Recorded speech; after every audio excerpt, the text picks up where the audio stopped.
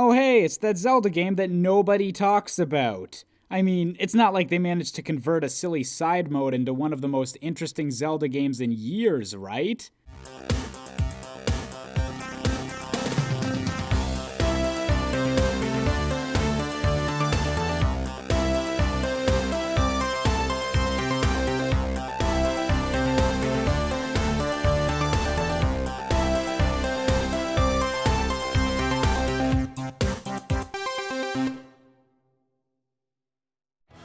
The Legend of Zelda series is Nintendo's golden gun, their not-so-secret weapon of mass destruction.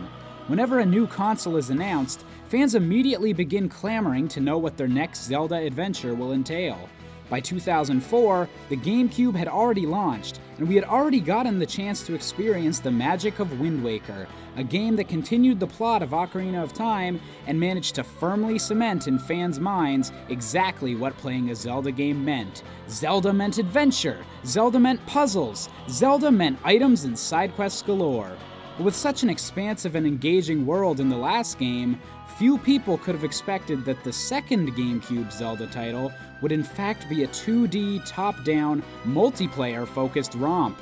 Instead of an open world, there were levels and a map screen. What is this, Mario? And yet, with Four Swords Adventures, Nintendo managed to prove that by making the game world smaller, they could focus on everything else that Zelda does best.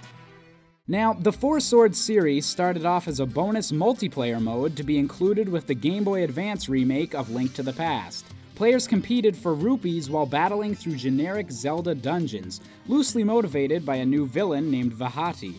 This Four Swords mode was a nice distraction, and it managed to accurately convey the experience of going through a dungeon with friends. So it only made sense, when developing a full game as a sequel to this mode, to open the world up a bit, to give a full multiplayer Zelda adventure to be played on a home console, right? Except, then it turned out you needed 4 Game Boy Advances and 4 Game Boy Advance cables to actually use multiplayer. At all. Not freaking clever, Nintendo. Not clever at all. Unfortunately, that's where most people seem to give up on the game. The Four Swords brand was based on multiplayer, and to make that multiplayer so hard to organize was kind of a shot in the foot on Nintendo's part. However, just because a game makes a huge mistake doesn't mean that there still isn't something special waiting to be discovered. Whether one player was controlling 4 links, or you had managed to locate enough GBA cables, Nintendo designed a combat system that allowed for different formations of your quadruplets, which in turn made fighting the game's many enemies a more tactical affair for whatever type of player configuration you wanted. By only using 2D sprites, Nintendo was able to swarm the player with enemies where they would either have to form up to defeat them efficiently, or try and get some friends to do the same if multiplayer was an option. Either way worked entirely fine, which is astoundingly rare for a co-op game. Regardless of how you played this, Four Swords Adventure's ability to distill the Zelda formula down to its essentials was incredible.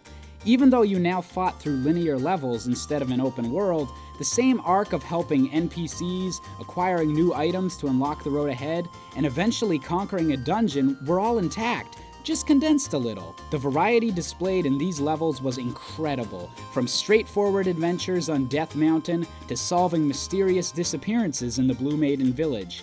Every level acted like an episode of a Zelda cartoon, where a problem would arise because of Shadow Link, you'd gather Force Gems, become more powerful, and eventually solve the local NPC's problems and continue on your way towards your ultimate goal.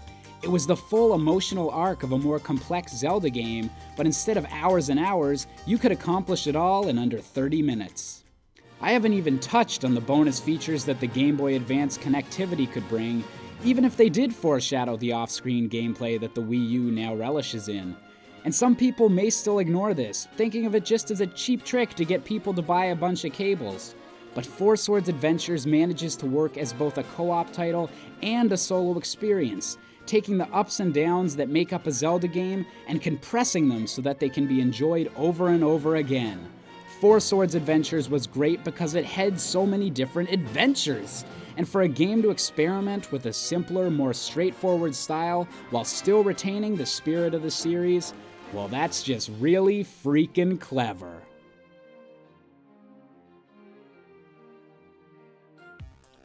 Hey guys, if you like this video, why don't you like, comment, and subscribe? Or check one of my other videos out. I've heard they're pretty good as well.